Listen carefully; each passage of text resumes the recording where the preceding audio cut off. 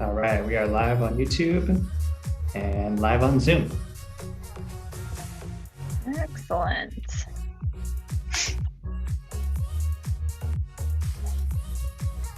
Welcome to everyone who is just joining our Zoom room here today.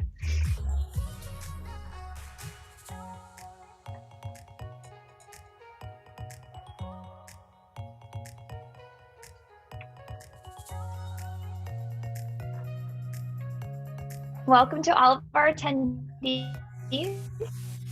to the Summer 2021 K-12 Teaching Academy.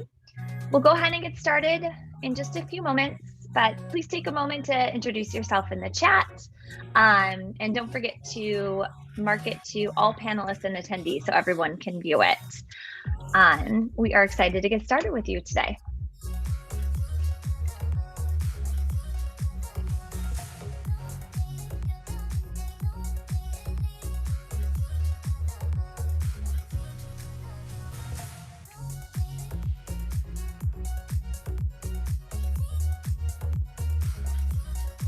Always nice to see a couple of return attendees. I see some familiar names on that list.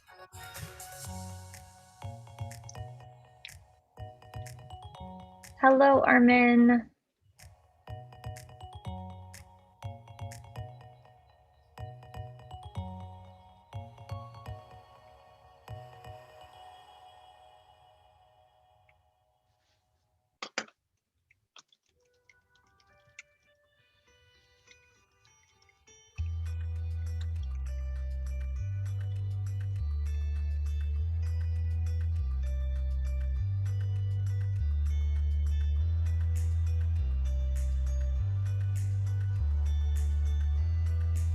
Hi, Don. Glad to have you back with us.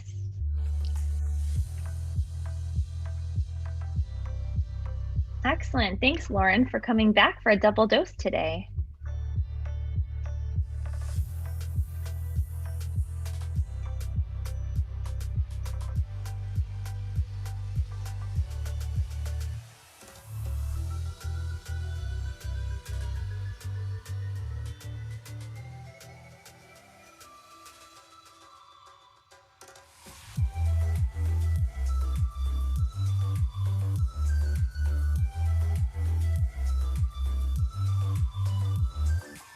Hello, I'm gonna do my very best.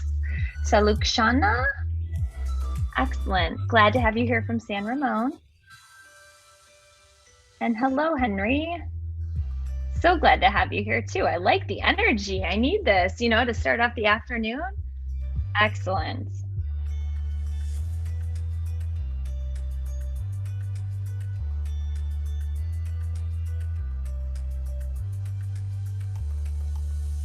Welcome to all of our attendees. For those of you just joining us, we'll go ahead and get started in just a couple of moments. If you haven't already, please introduce yourself and build our little webinar community the best we can when we can't see your faces or hear your voices.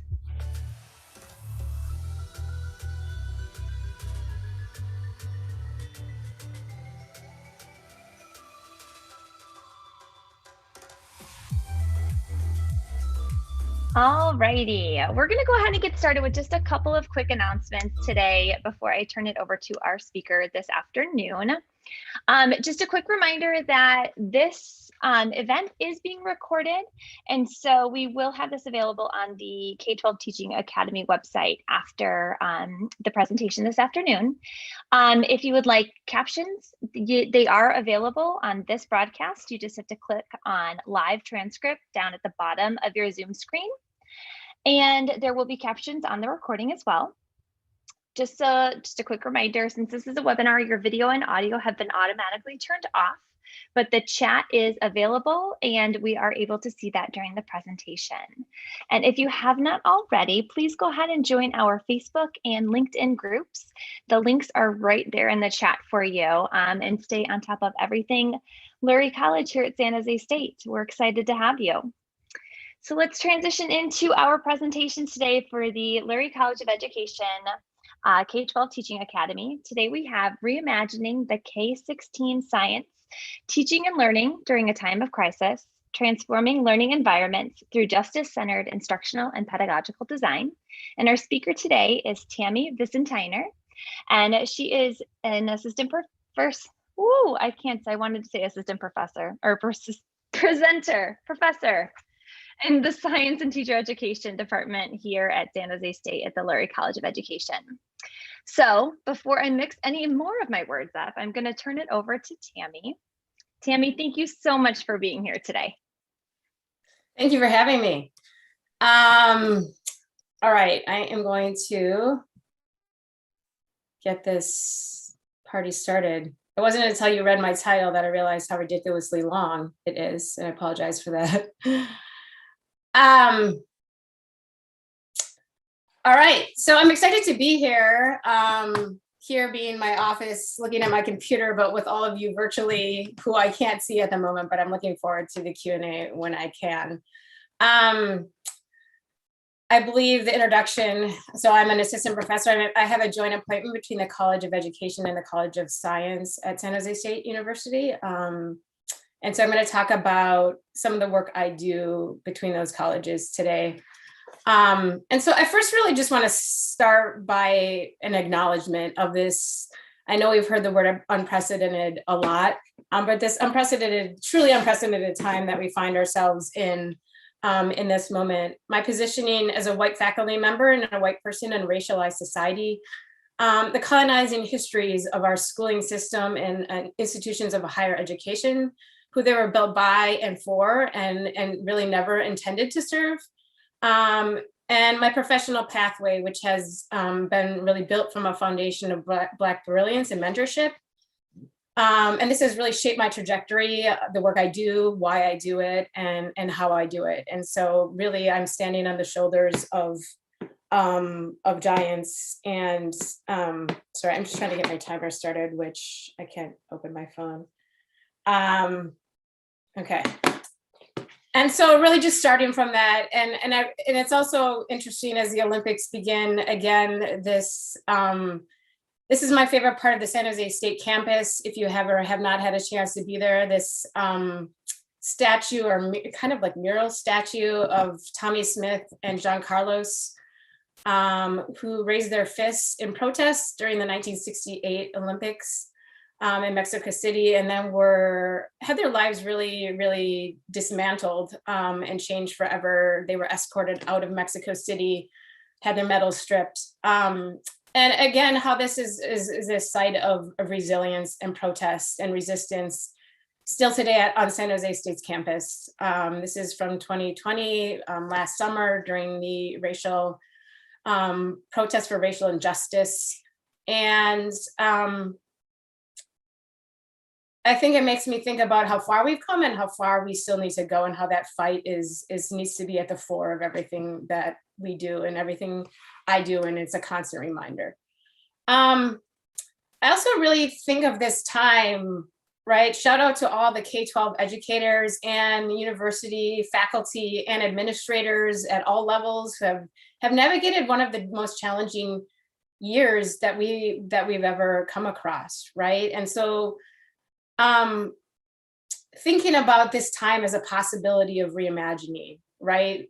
Among all those difficulties, all the challenges, all the trauma that everyone has faced, and really into different degrees and in different ways, depending on your placement and positioning in our society. How do we really take this time to reimagine? Our system has been disrupted in a way that has never occurred in my lifetime and many people's lifetimes, and how do we actually not go back to what is quote unquote normal, because normal wasn't working from the majority of our students at any level. And so I really like this quote from Dr. Christopher Emdin. He'll come up a lot in this presentation, but thinking about education is not just memorization, it is the activation of the imagination and a pathway towards liberation. And so how do we really embrace that? And what would it mean to really center our institutions, whether it be K-12 schools or institutions of higher education, on inclusivity and diversity and affirming identities of our most vulnerable students, especially at the center. And so the objectives for today are I really just want to encourage us to take this hour to think maybe in new ways and let ourselves dream a little bit about what might be possible. And one other thing I wanted to say about that was I just interviewed a bunch of undergrads, and one of the questions I asked them was, what have you learned about yourself during this transition to remote instruction and during COVID? And it ended up being one of those interview questions that really just worked so much better and highlighted so many really interesting things. And I really encourage you as educators to think about that for yourselves. Like, what have you learned about yourself? And you might be really surprised. And one of the most common things students said was, I realized how resilient I am, or that I can manage or navigate way more than I thought I could. Right. And these are students that had really navigated a lot already. And so I think that's really important for us to also think about the strengths we brought to this situation and how we met it, what we might do differently. I'm sure we've all learned things, but what we also want to take with us and really guide us in our future. And so we're going to start with a call to action. Think about, what actually do I mean by justice-centered science teaching and learning? The work I do with teacher candidates in my science methods course to really develop a critical pedagogical vision. I'm going to talk about what that means. What can teachers do during this time? And thinking about design principles as one way, which I have teacher candidates create, one way of really actualizing equity in our classrooms. And then I'm going to show you some examples from the teacher candidates that I work with. And so if you take nothing else from this webinar, I hope that you take that what I'm trying to center is that the role of educators is a really powerful one. And that's really something I really put forward in my class, is that we can all remember, think about your past. You can remember educators that really reached you and those that maybe had a really detrimental impact on you, right? And so there's that power there. And so we can think of ourselves as, oh, I'm just one teacher in this classroom. We've heard a lot about systemic racism. How can I possibly address those things? I'm just this individual. And so if you take nothing else from this, I want you to realize your power and the chance you have to expand the identity options available to young people in your classroom.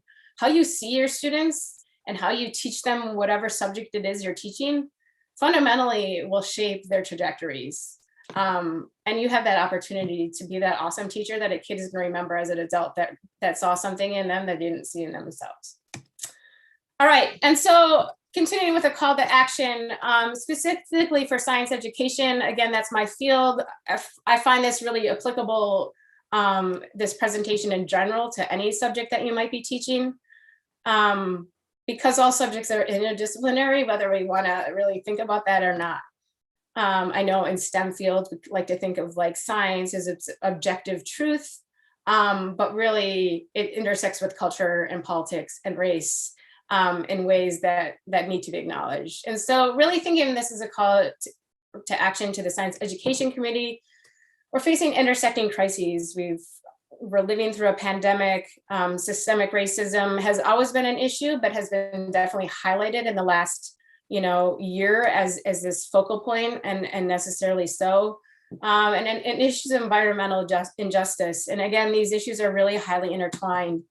And again, I often think if my teachers, I really try not to use, they're not my teachers, I don't own them.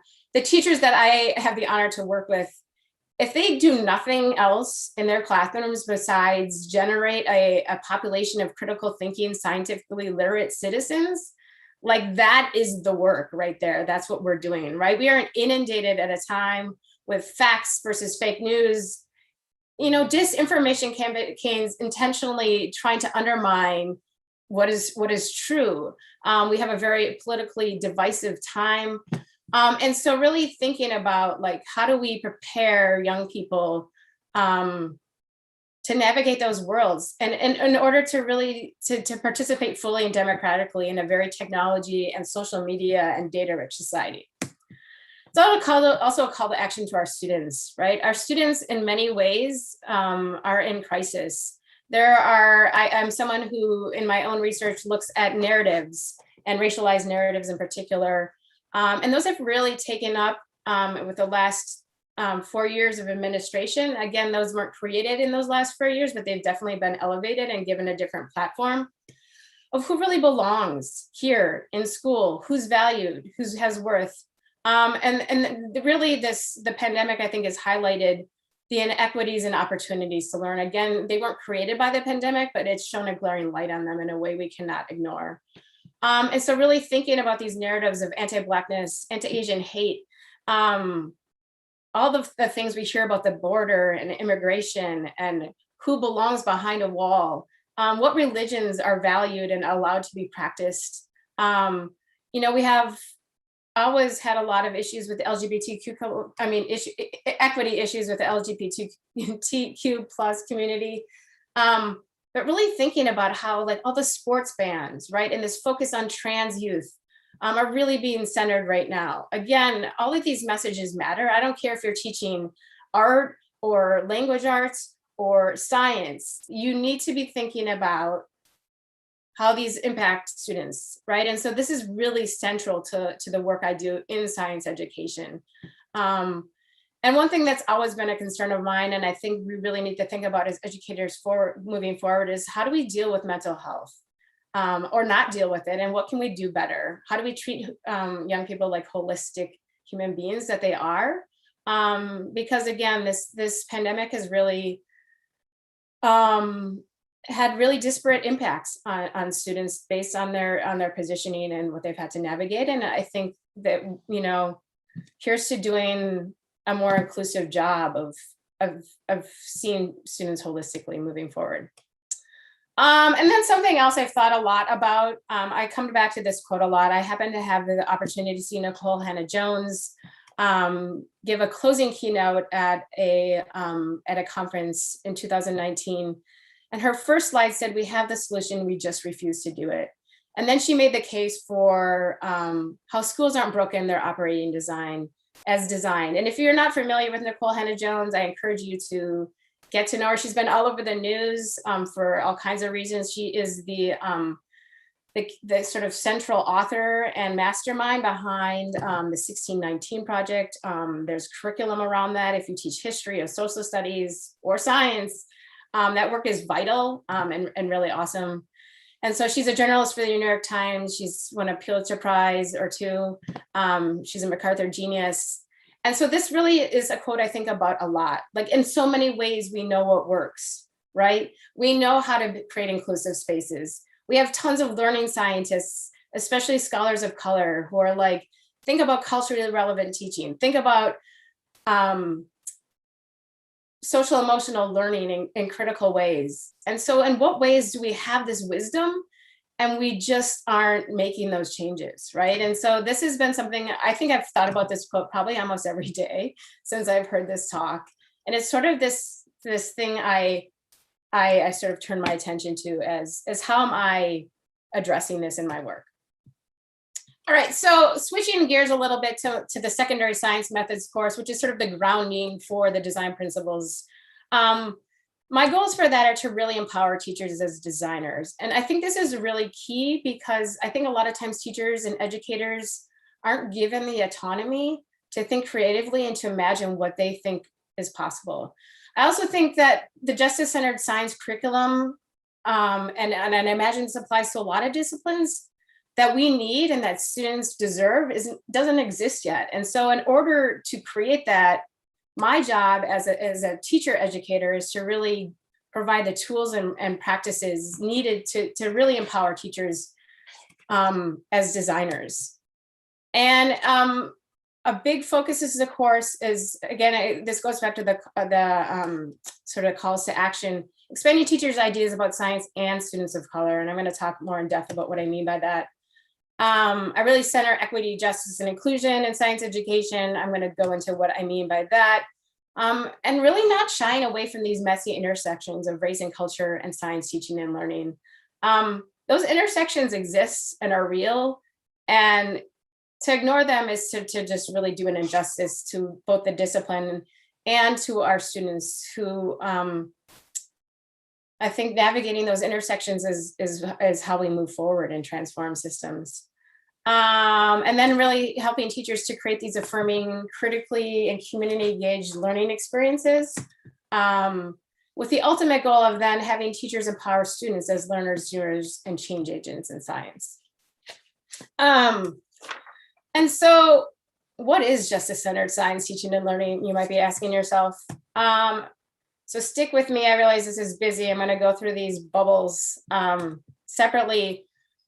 But really how I see it is in these three main areas. So thinking about teacher learning and development. So developing a critical pedagogical vision and racial literacy. And again, I'm going to go into what that vision is, but thinking about how does my own past as an educator and my experiences shape my lens for teaching, and how do I expand that lens? So really looking at the socio-historical and political nature of science teaching, right? We can't, again, ignore these messy intersections. And so really better understanding them and becoming a more racially literate science educator is a way to move into those spaces to really derive solutions.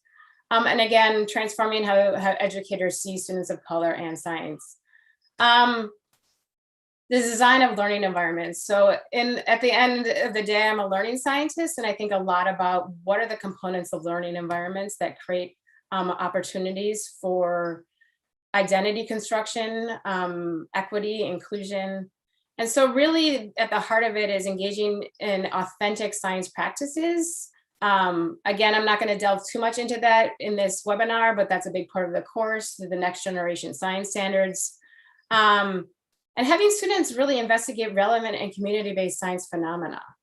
And then recognizing and valuing diverse forms of brilliance. Again, I'll talk about this, and this has a lot to do with how we see students, but as really disciplinary, relevant instructional resources. So what are students already bringing that I can tap into as an educator in science, in math, in history, right? And once you start looking at it that way, you'll find endless options, right? To expand how we teach and what learning actually means, right? And so, and then thinking about supporting student learning and identity construction. So something that can be constructed, a lot of my research looks at how do students construct identities while engaging in science practices. And then again, empowering these students as learners and doers. So really allowing students the space to change how they see themselves as a science person through the experiences that we create. All right, so if we think about science and how, I just wanted to take a second to think about how you learn science in school. I learned science as sort of this facts-based sort of static thing. And so I want you to take a couple seconds to think about, like, if you had to envision a scientist, think about what are the characteristics, what do they look like, what comes to mind? And this would be a great place to have more chat involved, but anyway, I'm just gonna have you think about that. And so, I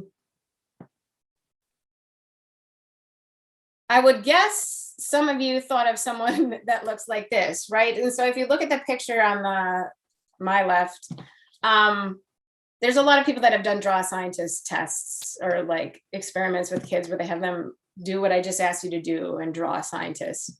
And this is the most common: a lab coat, often a man who's white, often old. This guy looks pretty young.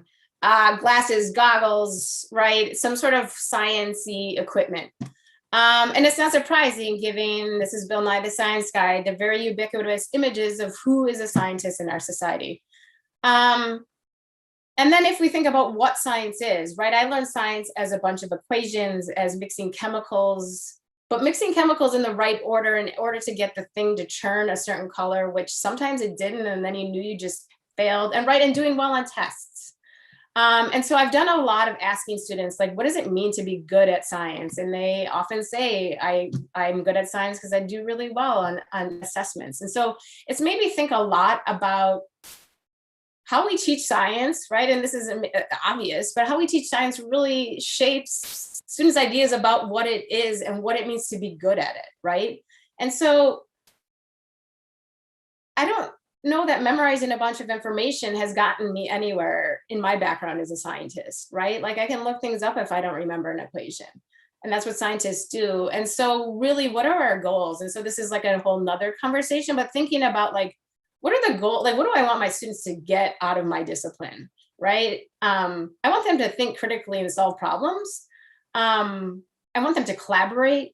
And so, because that's what resonates with my experience as a scientist. And so I draw a lot on my own experience as a marine and wetland ecologist, which I am pictured here in the murky depths of the marsh, where I spent a lot more time than I ever imagined I would, and don't really, well, the research was really awesome. I don't think I'm dying to go back into the mud. And also I had this opportunity to sail with the Sea Education Association and do some really cool testing of in marine ecology, but I did so anyway, science to me is a very creative, collaborative, adaptive, like, oh no, this thing broke, I'm in the field, what do I do kind of thing. And I think another really key part of this, so science as a body of practices. And when I taught high school, I really tried, this is a picture of students in the tide pools, but really like getting students into places to study science, because science is everywhere.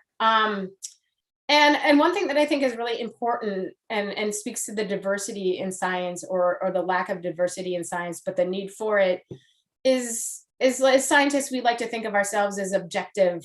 And that's true. Like we try to to have things be replicable, to be able to repeat things.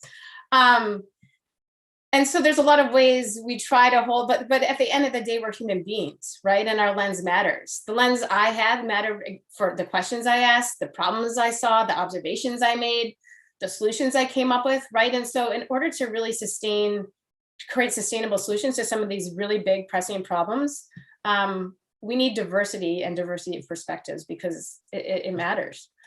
And then just another thing so I Googled yesterday to try to get some images, scientists doing science. And so I think this is another problem, right? This is what I came up with. And this is no diss on chemistry, people, shout out to the chemists out there, and to the physics educators.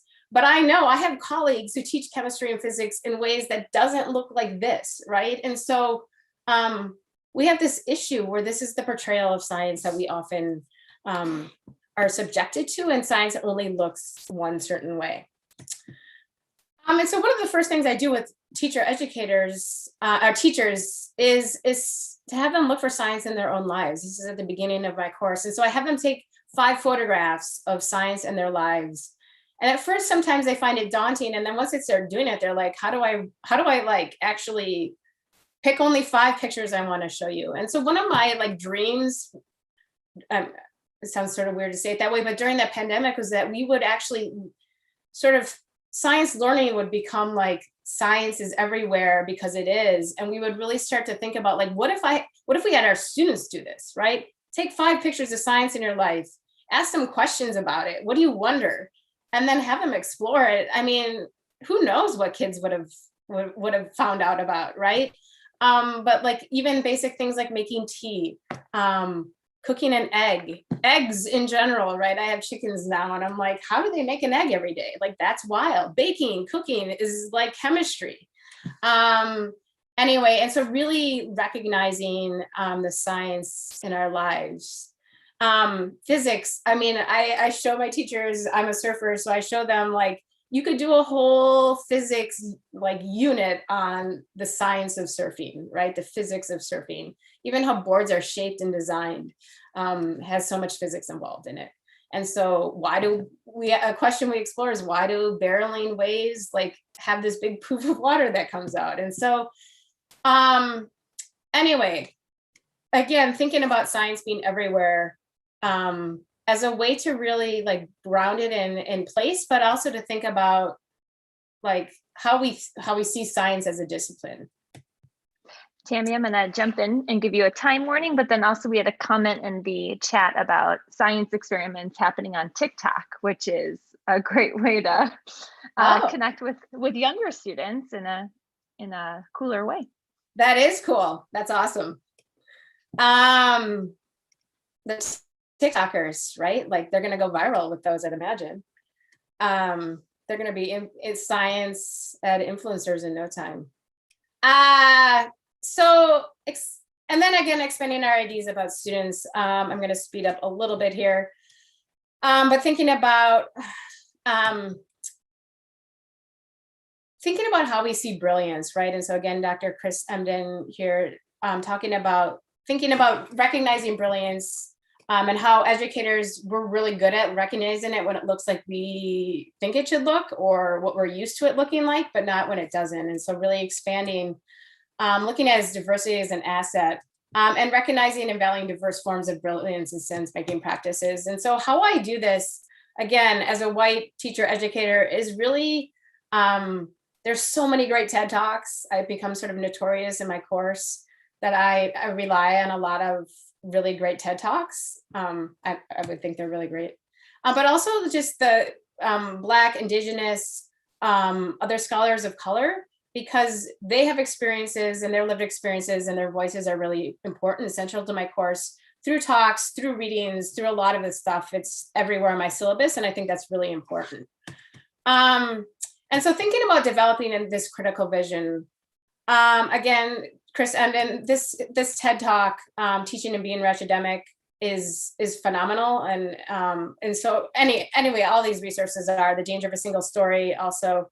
But this is from that TED Talk. So we want to reimagine what this looks like by recreating education spaces that say, come as you are and be brilliant as you are. And once we create these spaces for young people, they believe that they hold on to it.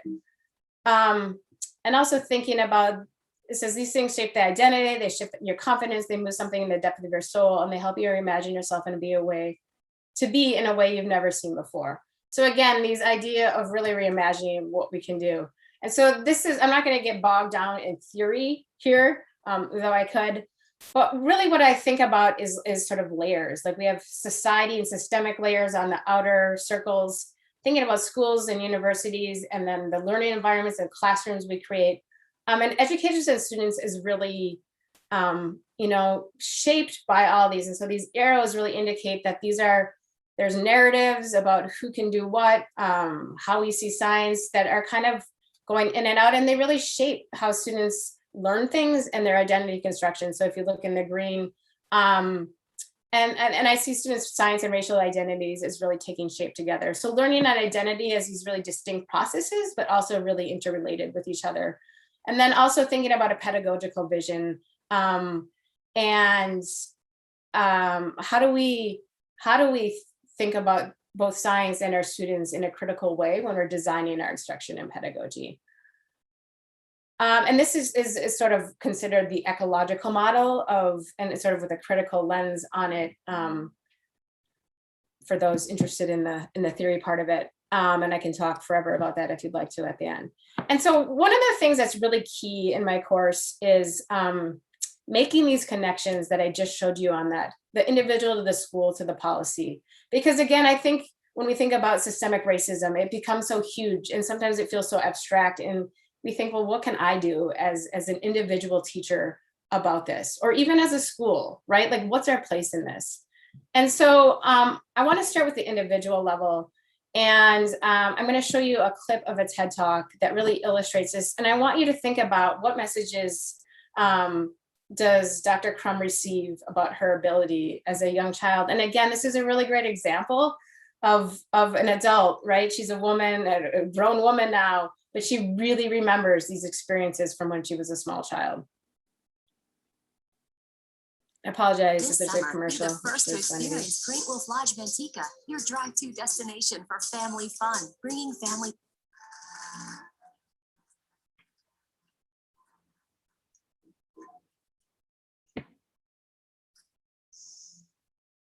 I loved my second grade teacher. One day it was picture day and I completely forgot. She grabbed the comb and decided to attempt her Greta Scott Kingish bouffant comb back thing, this side swoop. One day I was particularly ornery And she grabbed my wrist and said, "Melissa, you are not being your best." And I was angry. She grabbed my hand. I was gonna tell my mama. I was seething in my seat. She saw me. She called me outside, gave me a cupcake and said, "I'm sorry for grabbing your wrist, but you are not being your best. Sit out here, eat this cupcake, and join us when you're ready." Fast forward to 8th grade, and I'm sitting in my math class. My teacher comes over and gently places her hand on my shoulder. And she says to me, "You're pretty smart for a Black girl." And I remember responding, "Thank you." Unsure what to do with that comment and those emotions that came with it, I went to my principal, who I had a rapport with, and I told him what happened. He sat back in his chair, he sighed, and he said, "I'll handle it." A few days later, I was in class, and she came to me with this confused face. And she said, "I'm sorry if I offended you with what I said, but I just wanted you to know that I think you're smart." And it was clear to me that she was completely unaware of how problematic her statement was, how it made me feel.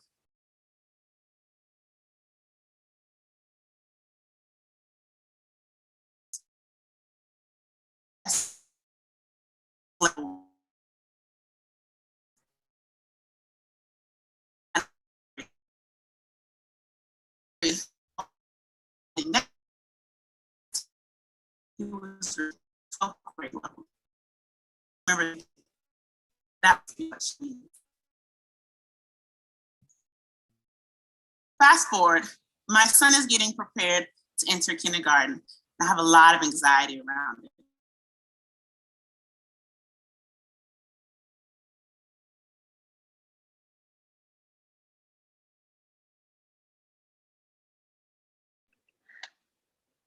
All right, it looks like The resources in the community to teach our children. We started off with 2 Am African I? American What happened? families. We blossomed to 7, then 14. it looks like the video is still going, but your screen share is not still going. Yes, how to be Perfect. apart. Then I began to wonder, Okay. We're gonna just, wait, hold on. That was weird. You know, navigating our way, solving problems. So here's science, right? Science. Okay. We're going, oh wait, hold on. Okay. I'm gonna just close that. Okay. Can you see my screen now? Yes, everything looks good. Okay. You're getting a lot of support for synapses being firing around and science and action. So Yeah, doing very well. I feel actually very I'm concerned. I don't know why. Maybe I should. I think it's because I can't see anyone actually. All right. So the point is, we got the crucial part of the video, which is this really, I think that experience that she relays really highlights what we're talking about, right? So something's happening that's really shaping her ideas, right? In math class, you're really smart for a Black girl. Really shaping how she's still thinking about that in 8th grade, right? And still as an adult, right? What that did. And I'll talk a little bit about how she then connects that to policy, which we didn't see. But quite frankly, I'm running out of time anyway, so or running a little bit short on time. And so thinking about the school level, and again, this idea, and this is something that really is central to this whole idea of constructing a pedagogical vision, and where the power is that teachers' beliefs really matter. And so in the TED Talk, Dr. Crum talks about how that impacted her, right? This idea that this teacher's sort of, I mean, a racial bias really, which had good intentions to the teacher, in the teacher's mind, really mattered for how she saw herself. She's like, oh, so this is what she meant. And so there's also a lot of research, in particular by Dr. Joseph Simpian and his colleagues about math and teachers' beliefs in math. And I think this research is super fascinating because it really shows the ways in which teachers' beliefs, both positive and negative, and in this case, unfortunately, negative, can impact students. And right. And so this is the whole point of this is part of where your power is as an educator. And so the thing that was really fascinating about his work is they looked at gendered narratives about math ability in young children, right? So the idea, I would say there's a common gender narrative that boys are better at math than girls. That's a common thing we hear. And that boys' ability is innate in math, and girls can be good at math. They just have to work really hard to be as good as boys, right? And so that's out there, right? And if you ask students, even in STEM today, what was their struggle? It's math. Everyone's like, I hated math. I sucked at math. I still suck at math. And a lot of times I'm like, well, but maybe math was just not, maybe you weren't engaged with math in a way that worked for you, right? It can't be that everyone's bad at math. That's a whole nother topic. Anyway, so thinking about, so they did all of these studies. They've done studies for decades and looked at in early elementary school, like K2, kids, there's no difference between girls and math performance. However, there was a difference in teachers' perceptions of students' math ability. So they consistently underestimated, like on surveys, underestimated girls' performance or girls' ability in mathematics. Teachers did. And when compared to girls' performance, it didn't match up. The teachers projected that girls would do worse than they did on math tests. So they're consistently underestimating their ability. And then by the end of elementary school, lo and behold, there are gaps between boys and girls. Boys are doing better than girls in math. And so the point being, and we talk a lot about this in my class, like what happens from point A to point B, right? Like what are the things that are happening? And maybe the example of Dr. Crum is something like what is happening, right? Where there's insecurities. And sometimes it can be coming from the teachers themselves who have not had good math or science experiences, right? And so thinking about how we position kids, how do we affirm who they are? Are we telling them they're going to be math learners, that they're brilliant math learners? Are we telling them it's okay to make mistakes, right? That's part of learning. And so really thinking about that black box is something I continue to think a lot about as an educator. What is that? What's happening from point A to point B? And how do we disrupt that? And so the part that we didn't get to see in this talk is then she connects it to the policy level. And this is something, when I heard this in her talk, really shook me, and it still does. But there are certain states, and I don't think California is one of them, fortunately, but there are many states that have adopted achievement targets based on race, right? And so you think about what's happening at her individual level, the comments about math, then we think about maybe these gender differences in math, in her case, a racialized difference in math ability. And then at the state level, we have these states who have adopted different standards. And what I mean by this is, and I made a table of them because I was so floored, is so if you look at Virginia by student racial group or students with disabilities, economically disadvantaged, and also English language learners, this means that math students, to be proficient in Virginia in math, Asian students are expected to score at 82% and Black students at 45%, right? And so this is like a thing that is happening in schools right now. This is state level standards.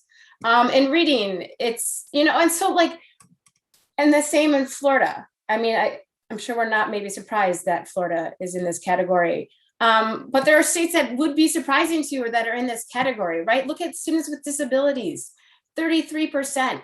That's proficiency for students with disabilities compared to white students at 68%, right? And so what message is, if you are a Black student or any student below the top, right, or even an Asian student, what does this tell you about your value and your worth? What kind of pressure does it put on the higher, like that is students expected to be higher, right? And what does this tell you about your potential, right? And so I think that the connection I really want you to see from this is like messages that happen at the individual level, what's happening at the school level to sort of shape that perhaps, and then how is that being affirmed and validated at state level policy, right?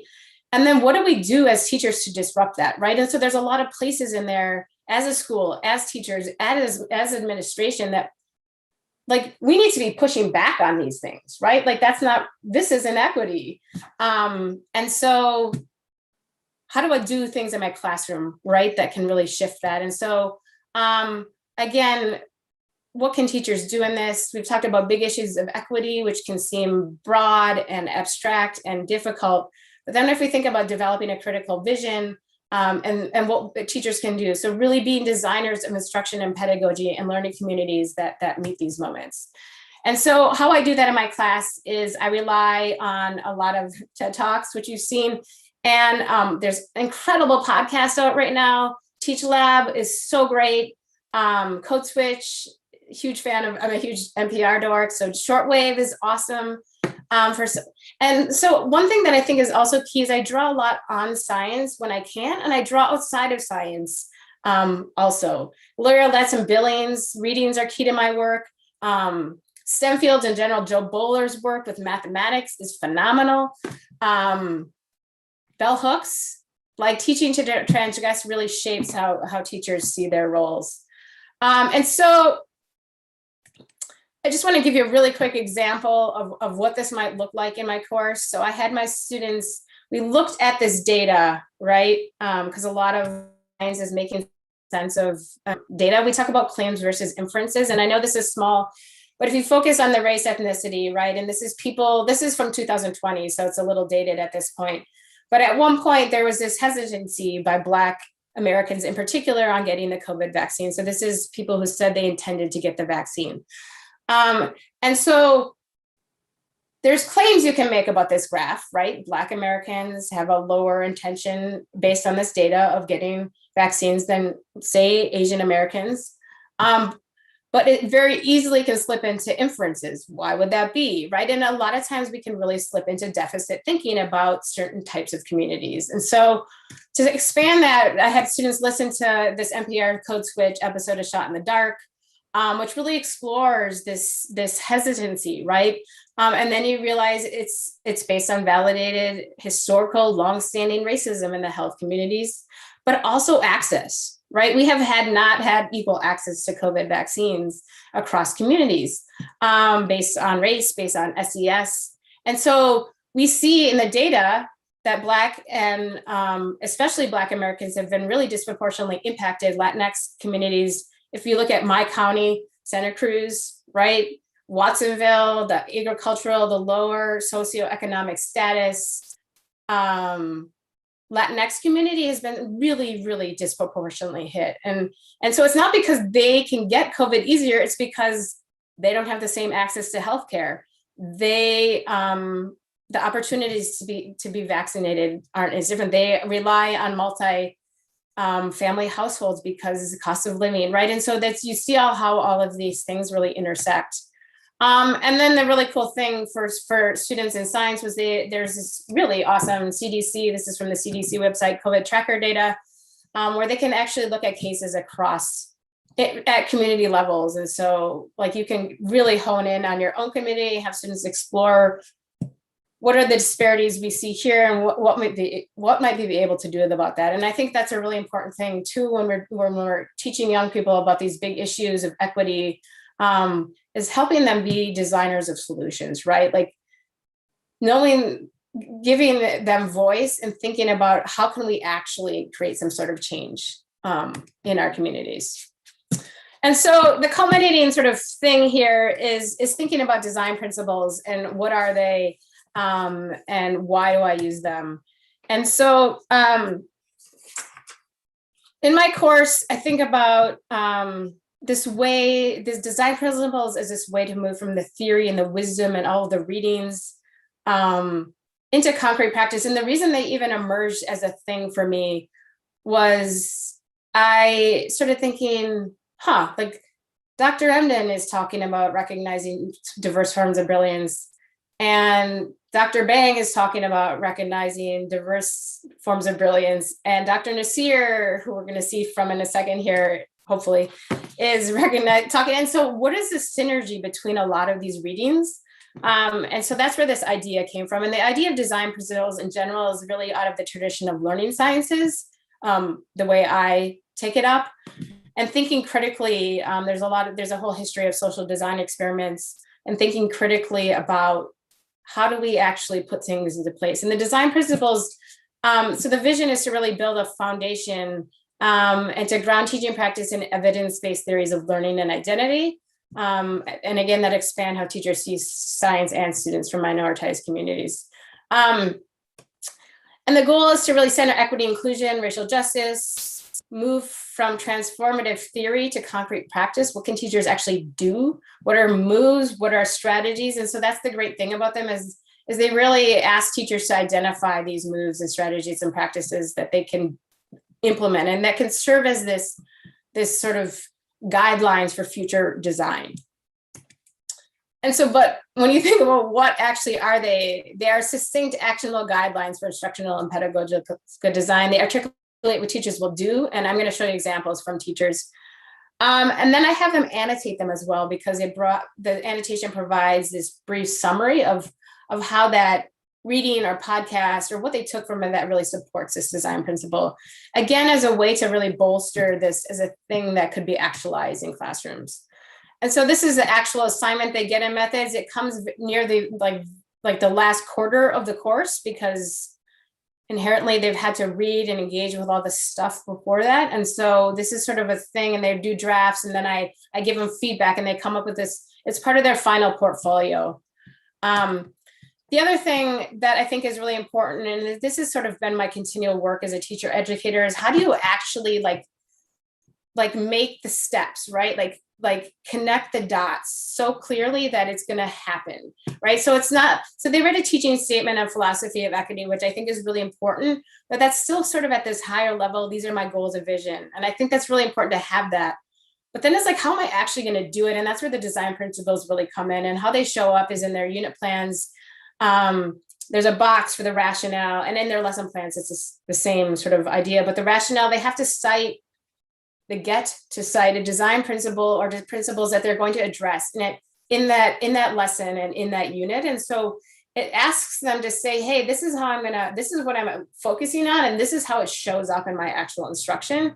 And I think the more ways that we can make those as educators concrete, the more likely it's going to happen. And so that's kind of my continual goal.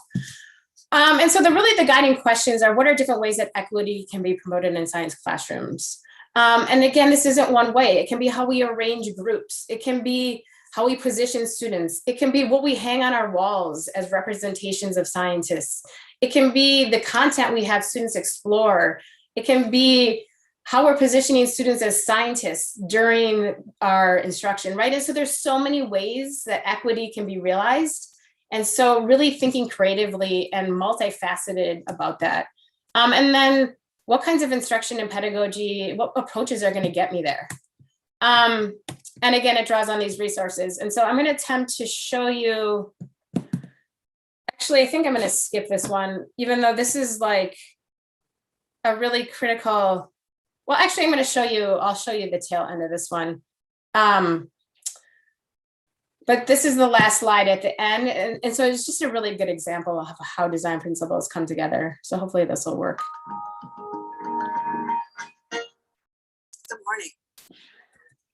My name is Naila Sawad Nasir. I'm from the University of California at Berkeley, where I'm a faculty member in education and African American studies and the Vice Chancellor of Equity and Inclusion. Learning is typically thought about as something that happens inside the head, as a cognitive process. But when we study learning in real life learning settings, a very different picture emerges. Consider, sorry, I'm going to skip ahead. Of learning, about the power of learning environments, and about the role of identity in learning that our traditional concepts of learning have overlooked. The pictures on this slide depict learning as it occurs in various life settings, right? A group of children learning to play dominoes in a community center. A typical classroom scene where students are organized, sitting at desks in rows. A small baby underneath a baby gym at home under the supervision of his 2 older sisters. And what these pictures underscore for me is the idea that learning is inherently cultural for everyone. This is different than the way that we've thought about this relationship between culture and learning, where we viewed culture as the thing that inhibits learning for students who are culturally different.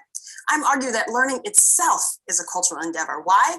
Because learning happens in the context of socially and culturally organized activities, classrooms, community centers, homes. It happens in collaboration with key social others, siblings, peers, teachers. And it happens in relation to culturally and socially organized artifacts, right? A game board set in the middle of a table, desk. Sorry. Here we go. And in our society, racial stereotypes are an important component of those learning environments and an important determiner of who gets access to what learning identities. Racial stereotypes such as Black students aren't good at math or Latino families don't value education are prevalent. There's a huge that supports the pervasiveness and long-standing nature of these stereotypes. We also know that these stereotypes take up life in schools, and students from marginalized groups then have to manage the stereotypes as they engage in the work of classrooms and the work of learning. Students use a variety of strategies to do this stereotype management. Sometimes they take up the stereotypes and simply give the audience what it seems to want. Other times they resist and develop strong identities as learners and counter narratives. But whatever strategy they use, what I want to highlight for you today is that this work of stereotype management takes a lot of time, a lot of energy, and a lot of emotion, right? That detracts from the actual work of engaging with learning. So let's return now to think about Marcus. What might explain the difference in his solutions from the basketball context to the school context? I would argue that Marcus clearly has developed a strong identity as a basketball player, and his mathematics learning in the context of basketball thus is connected to that identity. Whereas in the context of school, he's not developed a strong mathematics learner identity. And that's likely connected to the abiding racial stereotypes about Black male students, which would suggest that he could be very good at basketball and not be good at school math. So in many ways, we could see the story of Marcus as him reproducing the racial stereotypes that are put upon him by society.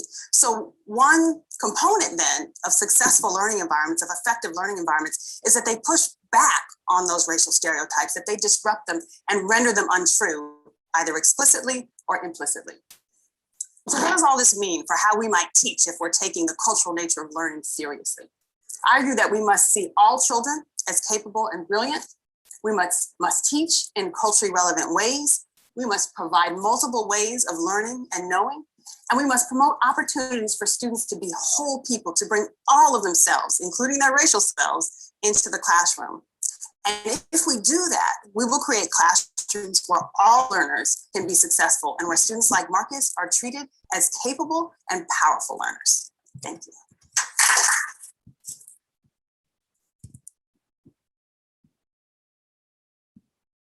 Okay.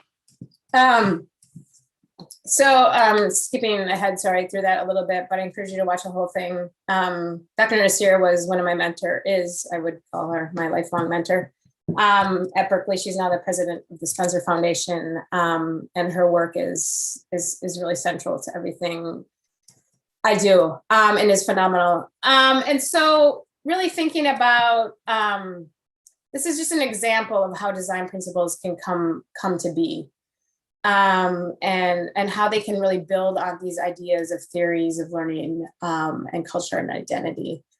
And I am running a little bit short on time, but I do want to show you one other quick example of what design principles, like how they might be used in practice.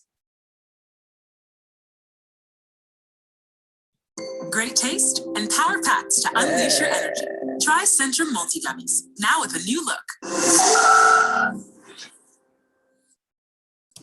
Dr. Martin Luther King Jr., in a 1968 speech where he reflects upon the civil rights movement, states, "In the end, we will remember not the words of our enemies, but the silence of our friends."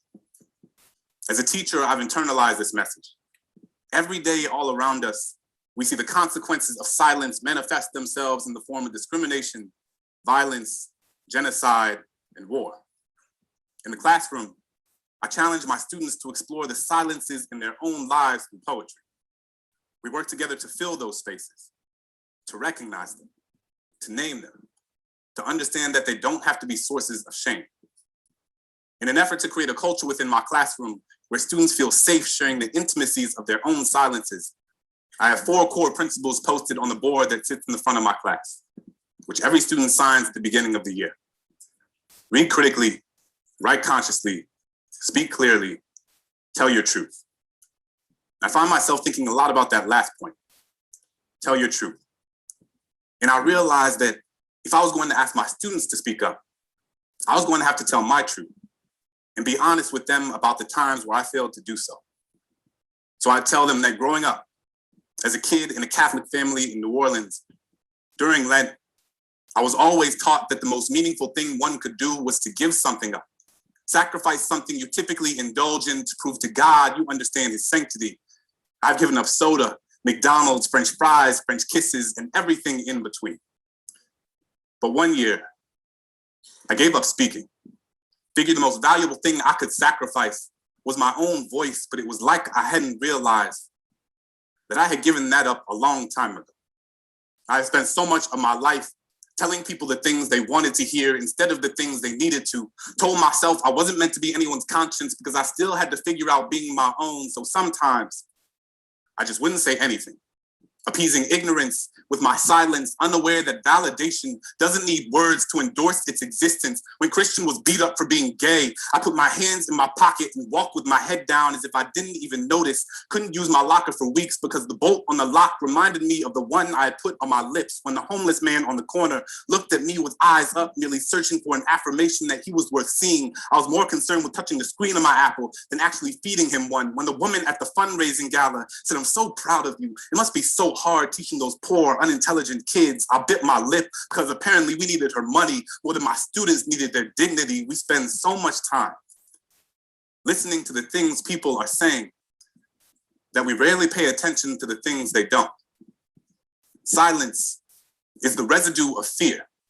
It is feeling your flaws gut-wrench guillotine your tongue. It is the air retreating from your chest because it doesn't feel safe in your lungs. Silence is Rwandan genocide. Silence is Katrina. It is what you hear when there aren't enough body bags left. It is the sound after the noose is already tied. It is charring. It is chains. It is privilege. It is pain. There is no time to pick your battles when your battles have already picked you. I will not let silence wrap itself around my indecision. I will tell Christian that he is a lion, a sanctuary of bravery and brilliance. I will ask that homeless man what his name is and how his day was, because sometimes all people want to be is human. I will tell that woman that my students can talk about transcendentalism like their last name was Thoreau. And just because you watch one episode of The Wire doesn't mean you know anything about my kids. So this year, instead of giving something up, I will live every day as if there were a microphone tucked under my tongue, a stage on the underside of my inhibition.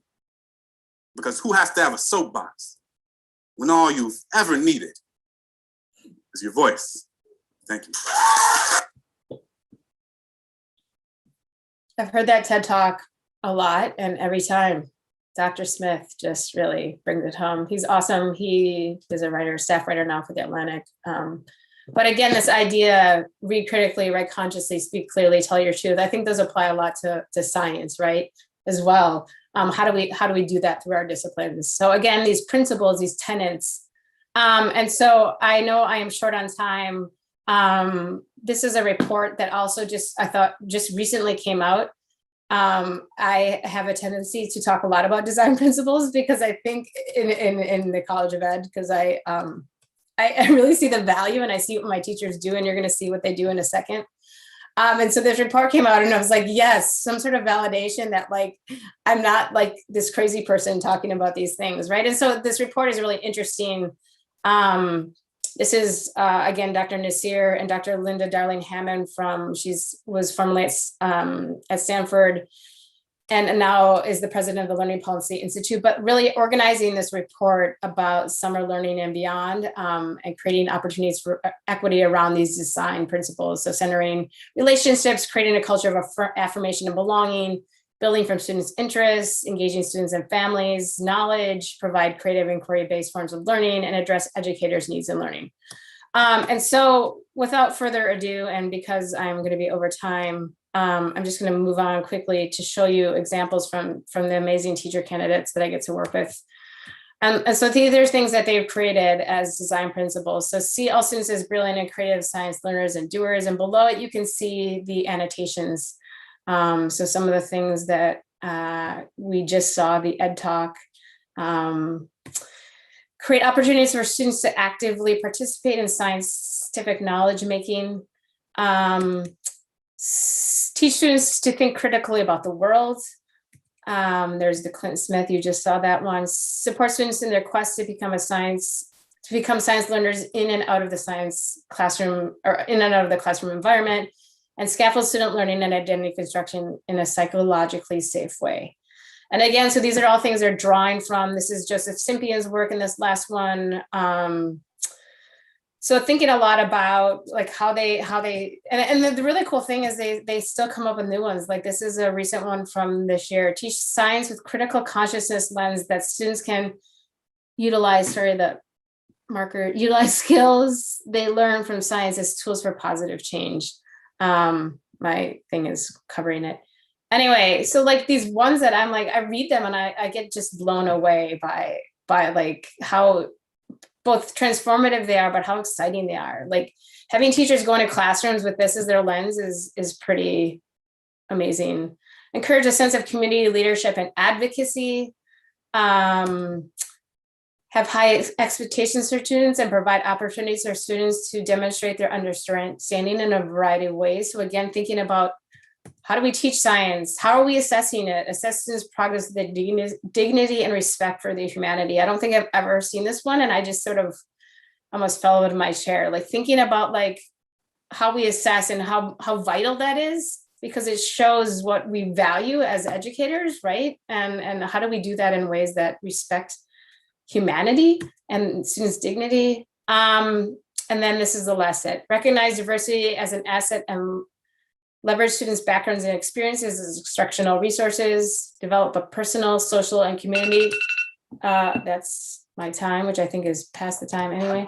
And responsibility in science, teach in culturally relevant ways and empower students to take ownership of their learning and view students and have students view themselves as intelligent and capable science learners, and support students in becoming scientifically literate. And so with that, I will end. Thank you if you've made it this far for listening and attending, and I'm looking forward to having conversation. Thank you so much, Tammy. Yeah, we are looking forward to chatting with you as well. There's so much wonderful stuff there. So please go ahead and click on the link and join us in the discussion room. Again, you will have access to your mic and video. It'll be a normal type of Zoom. So we will transition over there. And thank you so much, Dr. Bissentiner, for all of your work and your brilliance and motivation to do some really hard but absolutely necessary things in our classroom. So thank you.